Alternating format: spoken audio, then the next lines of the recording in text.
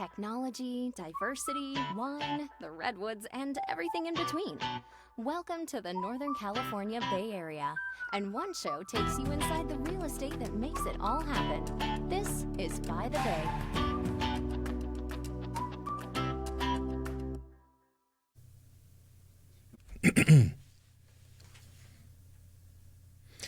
Hey everyone, and welcome back to By the Bay. I'm your host, Dan Anchetta, and I'm really grateful that you are here for another amazing episode. I have an awesome real estate professional. Juliana Labra is here. She is with W Real Estate in Sonoma County. And we met through our mutual friend, Gina Isola, who is a fantastic title rep that we both connected with. And she said that we had to meet. And so here we are. Mm-hmm. So thank you for being here on the podcast. Do you want to introduce yourself to the audience, kind of tell everyone what you do, how you help your clients, and how long you've been doing this? Sure. My name is Juliana Labra, and I've been selling real estate in Sonoma County for 20 years.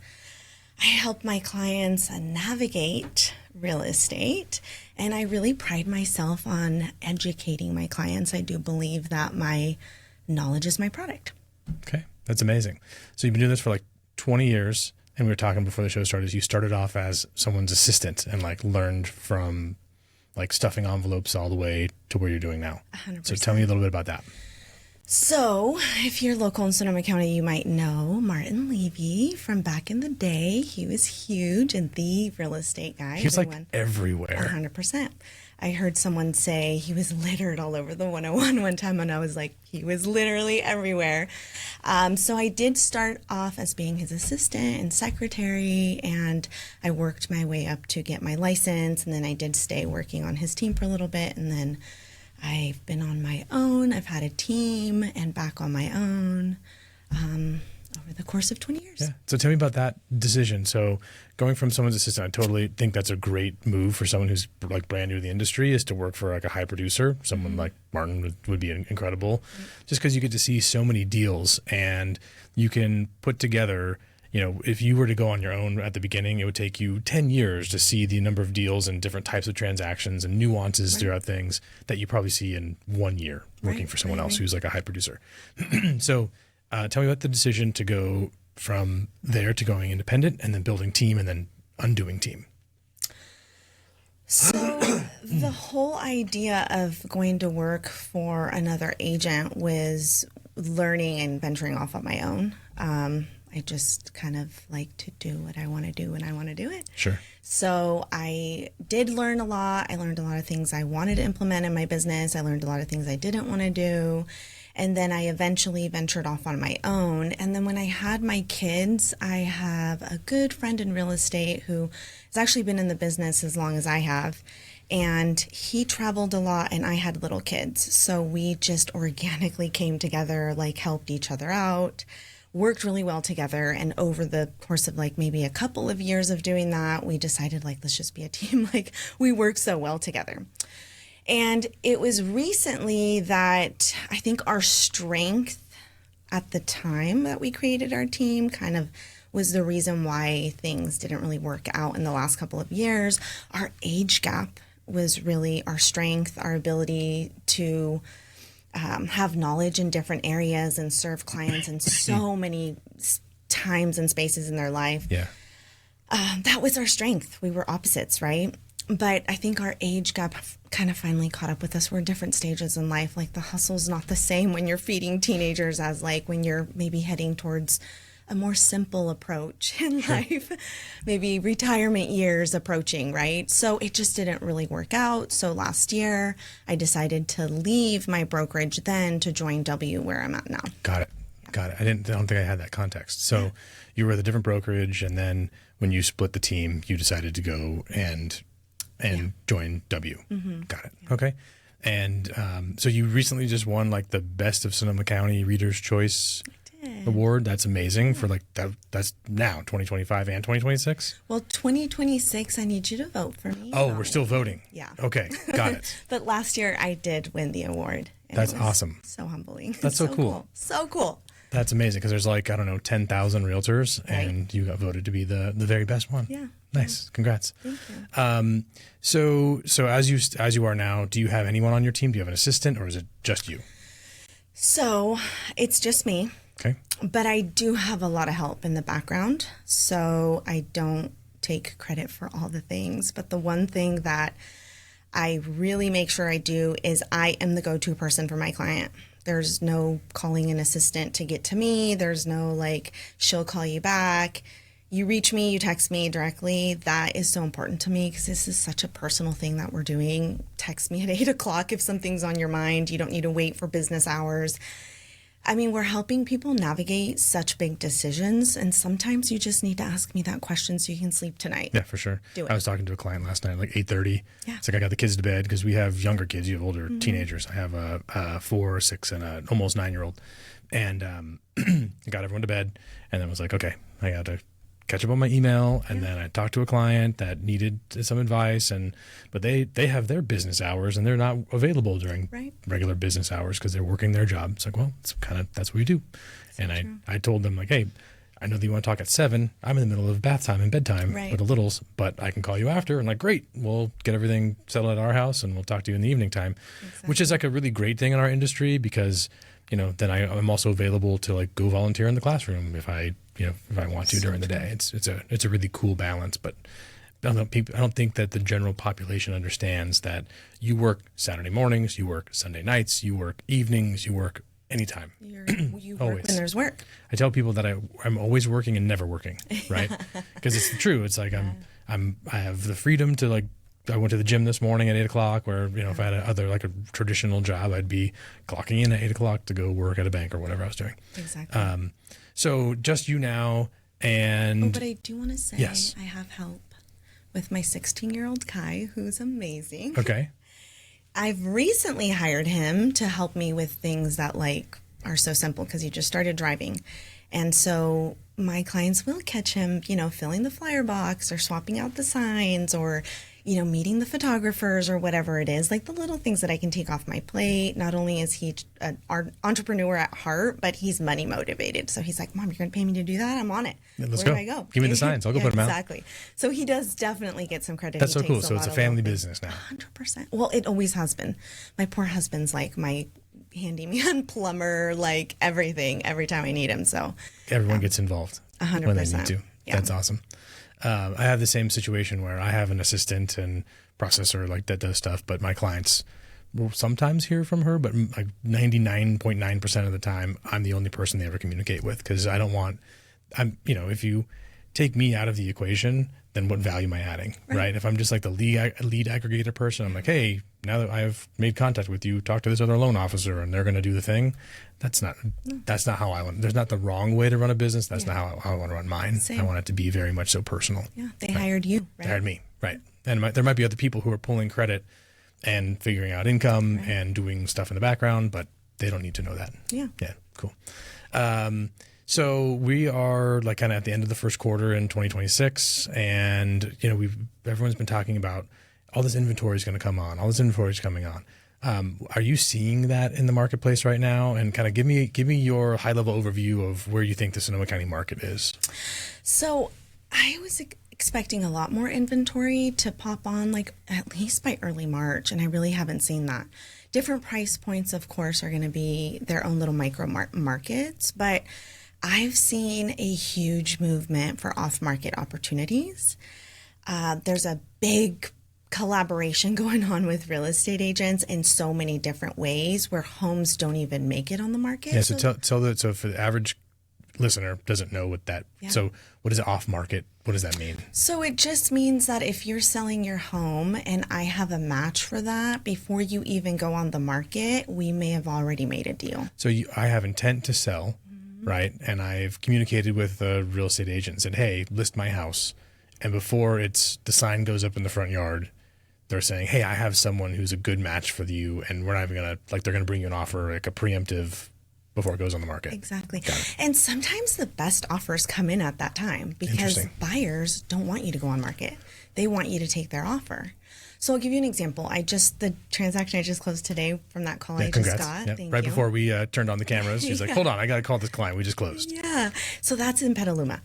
And my client had so much work left to do to prep the house for the market, right? But she had already found her replacement home. So I had given her a list of things she had to do to prep for the market. I mean, literally there was sheetrock missing from the walls. Oh my goodness. So do we have enough time to make the next deal work if we're going to prep your house and we're weeks out from going on the market? Nobody's really going to wait for us. So I said, hey, what do you think if I hold an off-market open house for agents and their clients strictly for 2 hours on Wednesday? She said, sure.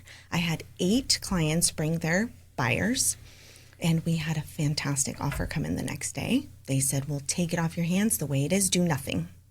Like walk away, we'll take it from here. We'll give you a rent back. I mean, they met all of our needs, and we were able to go make the offer on the replacement home saying, we're already in contract. We just need time to close, right?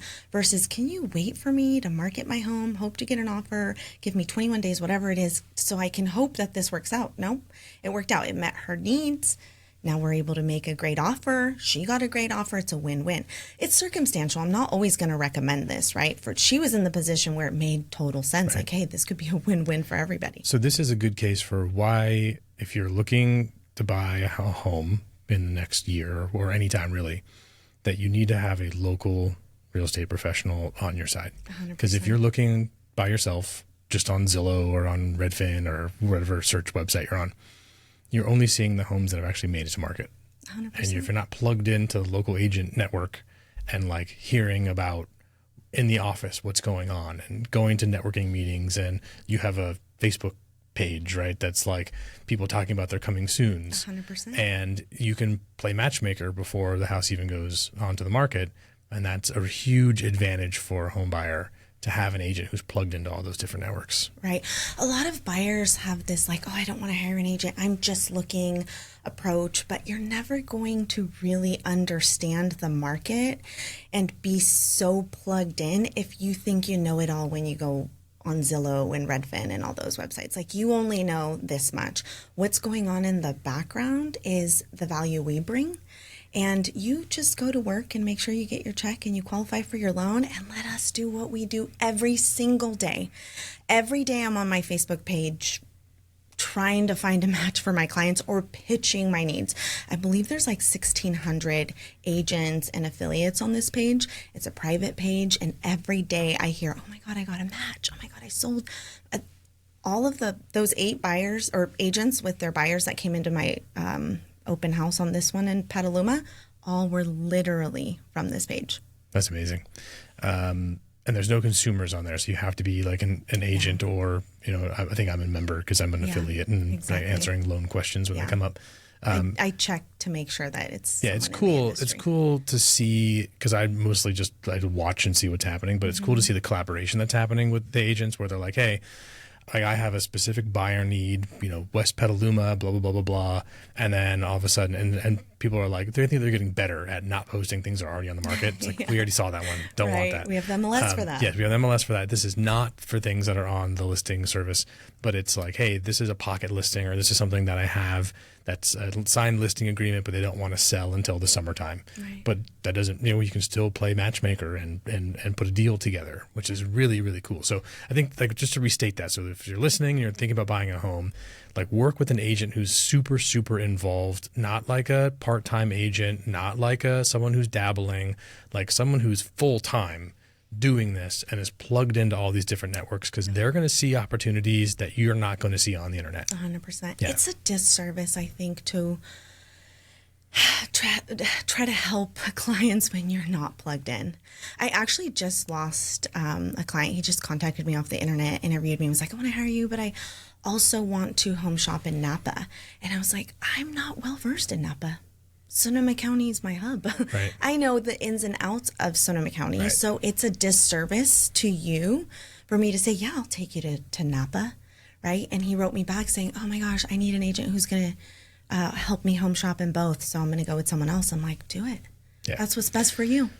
Yeah. And that makes, like, that's actually best for you as well, because that person in the end probably wouldn't be satisfied with your service, because you're like, I don't know the nuances of, you know, different parts of Napa, and, you know, there's a lot of differences, right? So I think that's really smart strategy as an agent to be like, hey, I know this market. This is the one that I have mastered, and that's where I can help you the best. If you want to go to San Francisco, I'm not driving across the bridge. I'm happy to refer you to someone that I will within my network that has similar expertise that I have here, but there, or Napa or Sac, whatever it is.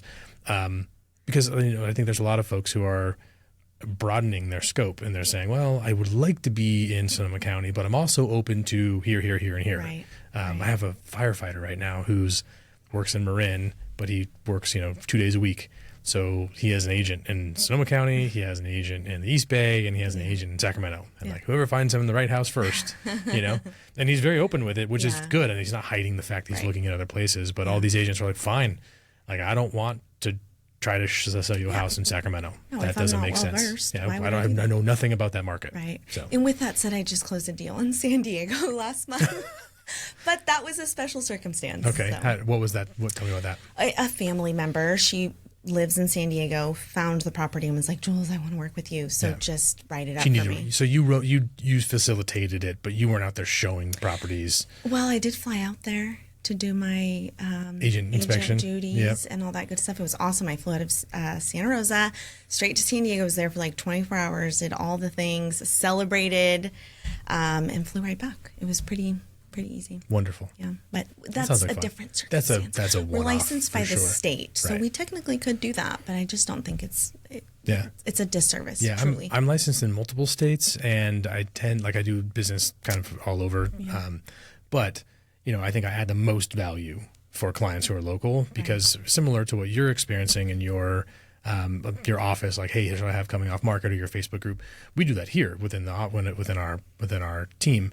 Where if I have someone who owns real estate now that's moving up or downsizing or relocating or whatever, I'm looking at that and going, okay, who else is in our pre-approved buyer pool? Is this a good home for? Yeah. And what agent can I call and be like, hey, this is coming up. Right. Like, let's play matchmaker here. 100%. The collaboration is just like gold. Yep. It's everything. Yeah, it's really, really, really important. So, that's great. What made you start that Facebook group? You just decided, because it's a great idea. I'm just curious to know, So this is what happened. It's been about 10 years since I started that. And at that time, it was becoming trendy for agents to put a coming soon sign on their for sale sign, right? And so I was constantly getting clients messaging me like, what about this one? And I'm like, I know nothing about it. Yeah, I don't know. Yeah. And they just send you the picture of the house and you're like, that tells me nothing. What's the address? What's the name on the sign? All the things, right? And so I was like, how cool would it be if we knew more than they knew?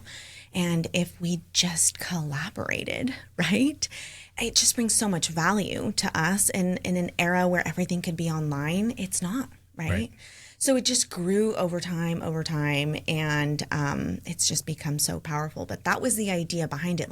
How can we provide more value to our clients? I think it's cool because I know that there's some brokerages that have internal, coming soon platforms, and they're looking internally. But this is brand agnostic. So you don't have to just be a W agent to be on that page. You don't not just Compass, not just whatever. It could be anybody. 100%. So anyone who's in the real estate community, if you're not part of that group, check it out. And it's more than just off-market opportunities, really. Over time, it's really become when my clients need something and I don't have that person, or I haven't recently experienced this, I say, let me talk to my network. And I jump on and I'm like, I need this. Yeah. I had a problem that came up last year in December that I had never encountered, and it was with the lending side, right? And I jumped on there and I was like, has anyone ever seen this? And multiple agents and actually another lender wrote me and said, I just experienced this. Call me. I know how to solve it. This woman literally solved the problem for my client, charged him nothing, while she knew he was closing the deal with another lender. And she was like, I know exactly how to do this. It's wonderful. I'm happy to help you. I got that call. There's a condo complex that's down in Marin County that's having some trouble financing with some stuff. And there's workarounds for it, and there's specific lenders that you can use. And I got a call from some broker down there. And I think he was expecting me to try to take the deal from him. And I'm like, I don't. It's fine. Here's how you do it. Here's the lender. Here's the account executive you need to call. This is the form you need to fill out to overcome this objection. And he was like, really? I'm like, yeah. He's like, oh, I I wasn't expecting that. I'm like, well, there's plenty of business to go around, man. 100%. Like I would be frustrated if I was in his shoes and I called a lender like, hey, I saw that you just closed a transaction here. I don't understand because I'm having some trouble. And he's like, well, just send me the deal. You know, like that's not the way to handle that. At the top, we collaborate. At the top, we collaborate. Yeah. There's a soundbite for the podcast right there. It's true. It's true. We need each other. Right? Yeah. Yeah. I mean, I think it's really important because you can't do it alone and you need to rely on other agents to make stuff happen. And if you have a bad reputation because you're a deal hog and you try to screw people out of deals, then it comes back to you. You might win that one, but you're going to lose a lot more. Yeah. Yeah. That's really interesting. Okay. So off-market collaboration, you're big on right now. You're building your personal brand after coming off the team and joining the new brokerage. What else are you working on in 2026? Actually, getting my broker's license. Okay. I've been studying for that since last year. What does that allow you to do that you can't do now? So many things that I'm not actually going to do. But let me tell you why Okay. I'm doing it. Because I feel like it's my 20th year in real estate, and how much more can I empower myself than with knowledge, right? So no, I'm not going to go start my own brokerage and take on all that liability, but I'm studying to learn and grow, and that's just my focus. So let's celebrate by taking on 8 college courses. Woo-hoo. Why not? Why not? I'm almost done. I have 2 more, and then I can go for my test. But just growing, right? Yeah, always be growing, right? Yeah. Always be learning, adding to the skill set. But it doesn't actually change anything with your business. It won't. Right. It can Yeah. if I want it to. But Yeah, there's like professional certifications that I have that don't alter my business at all, but it's just good information and good knowledge and and also for you, I guess, it allows you to have the option to go start your own brokerage if you wanted to in the future. If something happened, rules or laws change, or things get shaken up, then you can always have that to fall back on. Yeah, you could. Makes a lot of sense. Okay, so I guess I always ask people like, what do you do? Like, so you there's a lot of real estate professionals out there. There's lots of people who can sell you a house, right? How do you differentiate yourself, and how have you like built up your reputation in the industry, and how did you ascend to be a top performing agent? There's a lot of newer agents that I know that listen to this because they reach out to me and we'll talk. So what did you do like consciously or unconsciously to separate yourself from other people in the local industry? So I know that a lot of agents like always kind of try to go for online leads and kind of, in my opinion, reinvent the wheel every time. But what I've done over the years is really hyper focus on nurturing my database, right? Okay. And like I was sharing earlier, I'm literally selling houses to my past clients' kids because they're now adults, right? Is that wild? You sold a house 20 years ago and now their kids are buying houses? Their first house. Yeah. It's so cool. So the way that you get past clients to continue to refer you is you kill it for them. You go up to bat for them. You look out for them. You take care of them to the point where they are so grateful for what you did for them that they want nothing more than to tell their friends and their family, right? And so that's been my business model, is do good for everybody, take care of them. I think about it this way, right? So like if I'm going to take my car to the mechanic, I have no idea what you do and how you do it. Right. And whatever you tell me, I'm going to trust you that it's true because I'm going to you, right? The same trust is being placed in me when my clients hire me, and I don't take that lightly. So I empower them with education. I always tell everyone, by the time we're done with this transaction, you're going to know more about real estate than you probably ever cared to. But if I empower you with the knowledge, making the decisions is so much easier. Right. It makes a lot of sense. And I think I think that having a strategy around how you take care of your clients before, during, and after a transaction is super, super important. And making sure that you don't leave yourself in a forgettable position. Like the number of clients that I work with, especially on refinances, I'll be like, hey, who was the loan officer that did your purchase loan? Yeah. And they're like, don't remember. What was that dude's name? And I'm like, really? Like he didn't call you since then. You haven't talked to him since you closed 5 years ago. Like that's not like automated email stuff, but like actual personal connection. Now, I think there's probably folks in my database who have fallen through the cracks, but that happens. But in general, like how do you stay in contact with your clients so that they can refer you, 15 years later? Like, are you doing pop-bys? Are you doing like, what's your method to stay in their sphere? I've done a little bit of everything, but what I mainly do is I just text them when I think about them. Mm-hmm. So I just messaged a client the other day where I saw a new listing come up in her neighborhood, and I was like, hey, I was thinking about you. Did you know about this listing that just hit your, or hit the market in your neighborhood? And they're gonna drive by that, and they're gonna wonder how much it's selling for because they have an investment on that street, right? So it's like, and I do genuinely think about you. I'm like, oh my gosh, this is right. This is just like yours,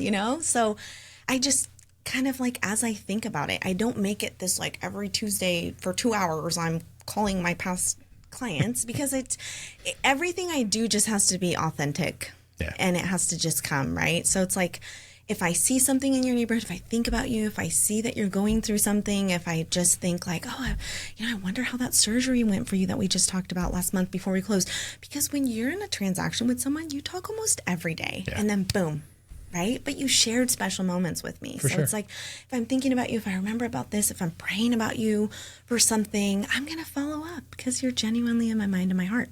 Right. So that makes a lot of sense. I find myself doing the same thing where I'll just, I ran into this thing or saw something like it reminds me of that client, or I see them post something on social or whatever. And it's like, hey, I haven't talked to them for a while. I should just text them or call them and just be like, there's no reason for me to call besides, I got to know you during our transaction and I generally and genuinely like people. Right. You just hit it off with some people too, like a little more than others, just personalities, and you're just like, I miss you. And there's some clients that I don't ever want to talk to again because they, were not kind, and that you run into those, you get the job done, and you're like, okay, thank you very much. It happens. Enjoy your time.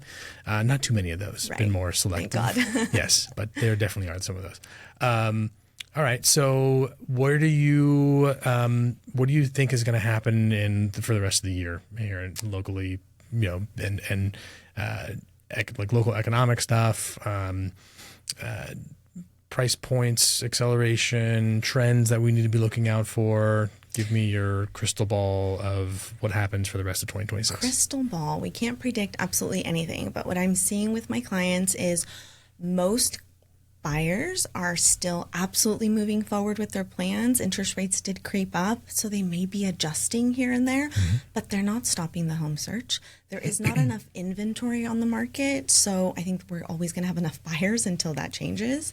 But what I am seeing with my listings is the comps for a few months back aren't necessarily aligning with what the market is saying, right? So when the market speaks, we have to listen. So if we've been on the market 30 days, have had 20 showings and no offers, the market has spoken.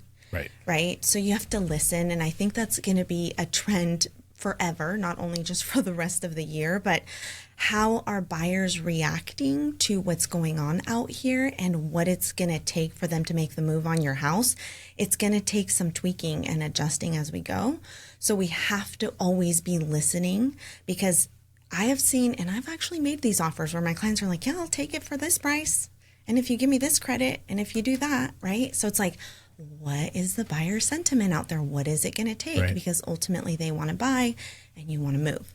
I've noticed that. I agree with that. I noticed this trend where, like houses that are priced well, that are well set up and like market ready, they sell in a couple of days. And then sometimes there's some stale inventory out there.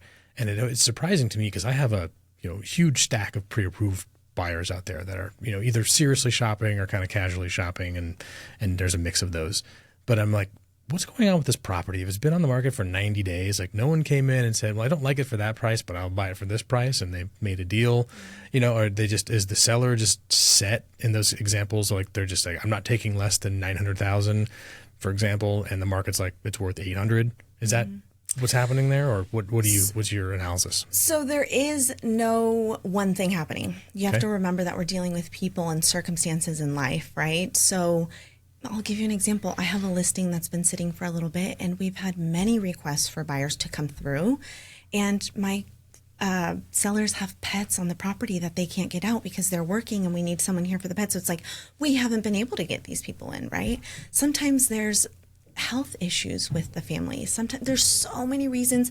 It could be the price, but there's so much going on in the background that's so personal that you would never know unless your agent picked up the phone and called the other agent, say, hey, what's going on? So never discount like, oh, that one's been sitting for, 100 days or whatever. One, that's an opportunity. Find out what's going on, find out how you can meet their needs and how you can maybe create a deal, right? But a lot of buyers, I hear it over and over. They say, oh, there must be something wrong with that one because blah, blah, blah. And it's like, you can speculate all day, but what's really going on, we don't know until we actually find out. Let's find out. Right. I tend to be more curious than anything. And I'm like, what's going on? Like, there's something there. There's something happening there, obviously. But I'm just curious to know what it is. So if you like the house or location or whatever it is, like, have your agent call the other agent and be like, what's up with this? What's going on, and what's the bottom line, and what are they needing? Back to education. Educate yourself. Don't make assumptions. Don't make assumptions. That's good. Cool. How about some advice for sellers in this market? Sellers, come back down to earth.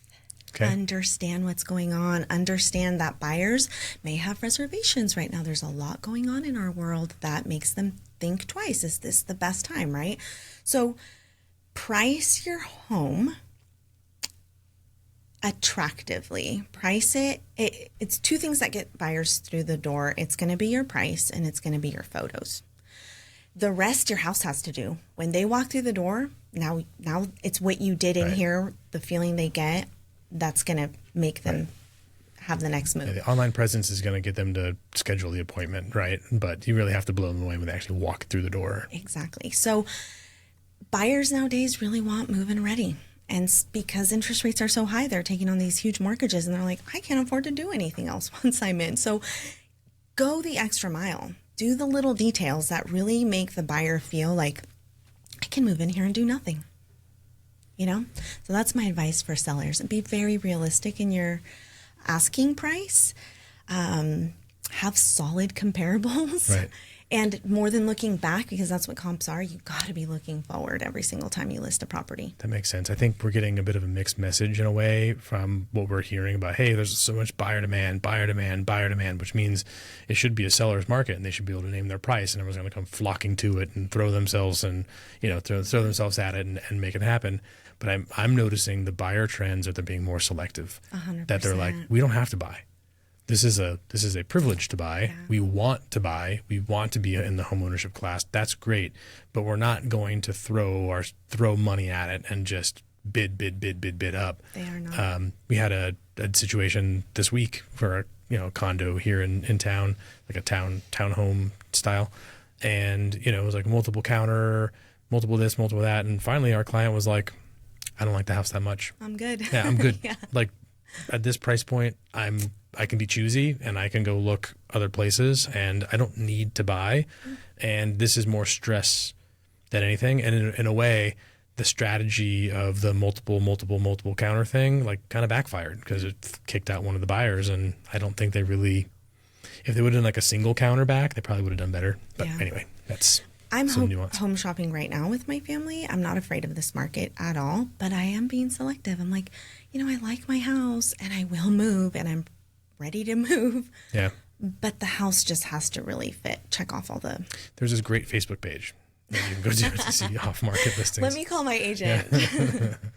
I'm curious about that. So what's motivating you to buy and sell right now?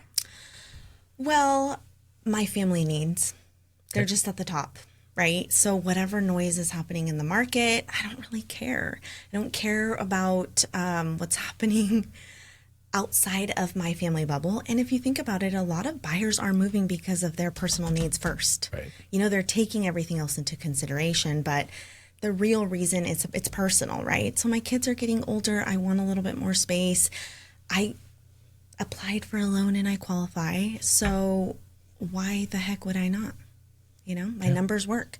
And that's back to the buyers. Do my numbers work? Does it make sense? Otherwise, I don't want it, right? So We've been home shopping for about 6 months and have been actually not outbid necessarily, but both of the offers we recently made, they went with a cash offer. There's a lot of cash. What does that tell you about the market and the buyers out there too, right? These folks out there with all cash, they're not afraid to pump it into the market regardless of what's going on out there, because real estate has always proven to be a way to build wealth over time. And in all examples, with enough time, Exactly. real estate has always gone up. Yeah. Right. You buy real estate and wait. You don't wait to buy. Right. It's just so simple. Yeah. And it's funny because people will comment and be like, that's not true. If you bought here and you sold, yes, there are examples of time periods. If you bought here and you sold here, you lost money. That's totally true. With enough time, if you zoom out and look at a longer duration of time, even if you bought at the worst time before the real estate meltdown in 2006, if you were able to hold on to your home, I said this on like the last podcast, I think. If you're able to hold on to your home, you've made money. Yeah. Now, exactly. not everyone is able to hold on to their home, and I have a lot of sympathy and empathy for those people. I know lots of them, like parents of my friends and that sort of thing. That was like our generation. So I have nothing but compassion for them, people who lost homes in that. Yeah. If you were able to hold on to that home, you are positive on appreciation at this point. Which is funny because everyone's like, well, that was the high. We'll never get back there again. It's like, well, we've zoomed past those prior highs, like by far. Yep. And then even again, like during the pandemic, when there's a lot of low rates and people like throwing money on houses, that the house, I told this story before, the house we own a rental property on the east side of Petaluma. That was our first home we bought in 2012. The house was directly next door, same exact model, just turned 90 degrees from our orientation, sold for like $900,000. Like, I love our house on the east side. I love that house. I would not pay $900,000 for that house. It's not worth $900,000. But at the time, it was there's a frenzy. I think there was like 6 or 7 offers on that house too. It was like a crazy situation. And it's not worth the $900 anymore. Yeah. It's worth $825 maybe. And so that person is lost equity, I guess, in the property. But again, in time, it'll go up. You'll just have to wait it out. Okay, so we did some advice for buyers, advice for sellers. You told us what we think is happening in the market. What else, if you are playing in the real estate game in Sonoma County, what else should you be thinking about or knowing? See, this is why I wanted you to tell me the questions before. What should you be knowing? You've been doing this a long time, right? So you've seen these trends come and go, right? So I guess I'll ask a better question, because that's maybe not a good question if you're not popping to an exact answer. If you are, if you own real estate already in Sonoma County, and maybe this is forever home, maybe this is not forever home. What should you be thinking about? Is now the time to be selling? Is now the time to be holding on and waiting for better market conditions? Should they be waiting for rates to go down? Like, what are your thoughts on the timing of things? Okay, so I want to speak directly to those who bought homes at least 5 to 6 years ago. Okay. You're sleeping on an opportunity right now. The market is lending towards asking for time from the seller to either sell and upgrade, or I'll tell you an even better approach. Utilize that equity that you have in your home right now. Keep that home, turn it into a rental. Use that equity and buy your next home. Make sure the numbers work, of course. That's when you have to call me and we can work through the numbers, right? But if the numbers work, why are you sleeping on this opportunity?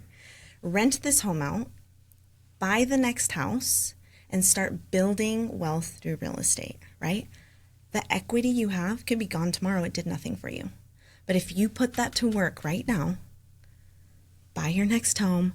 As soon as rates drop, you're going to just be cruising through life and being like, heck yes, I have a rental, I own a home, and who knows, maybe that's 2 years down the road. Now you could do it again and do it again and do it again. And you get the best rates when it's owner occupied, and it still makes sense to do that. In fact, I'm working on doing that myself because I have a 2.5 interest rate on my current house. I'm like, cool, I'll keep it, and I'll still move. Yeah, that's exactly what we did. Yeah. We took out a small equity line on our first home that appreciated in value, did an FHA loan on that on that house. So we we had this is the best investment we'll ever make. And then we took some cash out of it and used that as down payment on our current home and rented out the old one. It cash flows, pays off all the debt. It's a great situation. And then exactly what you said happened. We were able to refinance down and to the twos on both of the houses, in 2020 or 2021. Yeah. And it's like we're pretty well set. Yeah. Now, I think there is a case for people to go, hey, look, if you have a great house that you love and a 2.5% interest rate, then great. Consider yourself lucky and call it a day, right? You're done. You can stay in that home, age in that home, do your thing. And if you don't love the home, or if you've outgrown the home or is no longer meeting your needs, then it's a great opportunity for you to, like you said, move some of that equity from one house to the next, buy your next home that meets your needs. Because like you said earlier, it doesn't matter the interest rate, it doesn't matter the payment. If the home is no longer meeting the needs of the family, then it's not the right home. It's not. And that's it. Yeah. And it's not about the numbers necessarily. We don't buy homes necessarily purely for economic reasons. Yeah. We buy them for emotional reasons. We buy them for fulfillment reasons. We buy them for sense of home and place and belonging. And if you're not getting that from your current place, then you need to do something. Yeah. You can also stay there and still utilize your equity. Buy a duplex. Like, there's so much opportunity. Stop sleeping on it. Stop Googling stuff and just reach out to a professional and know your situation, and then make decisions once you have the knowledge. There you go. So if you want to start building wealth in real estate, I'll make sure that your contact information is in the show notes. Please. And they can reach out and run some numbers and some scenarios and do some dreaming. Yes. I don't think that we allow ourselves to dream as much as we should. There's a lot of people who just work their 9 to 5, take their kids to soccer practice, make dinner, go to bed, and they're not thinking about the bigger picture. Like you said, they're sleeping on an opportunity to go, hey, I've got all this equity. Why don't I deploy some of it? Let me do something with it. And then, cash flow somewhere else, have other streams of income, plan for your future and your retirement. If you're not in the industry, these thoughts don't even enter your mind. Right. You're I just think we're not taught I could do that. Yeah. We're not, it's not something that we talk about and teach in our schools and households. Right. Why not? Yeah, we should be. Thank you so much for coming on the show. Thank you for having me. It was awesome. And I'll make sure that all your contact information is in the show notes. And if anyone has any questions, and they'll reach out to you directly. Yeah. And Stay up to date with Bay Area real estate. Hit subscribe now if you haven't already. Did you enjoy this episode? We love reviews in the Apple Podcasts app. We'll read yours on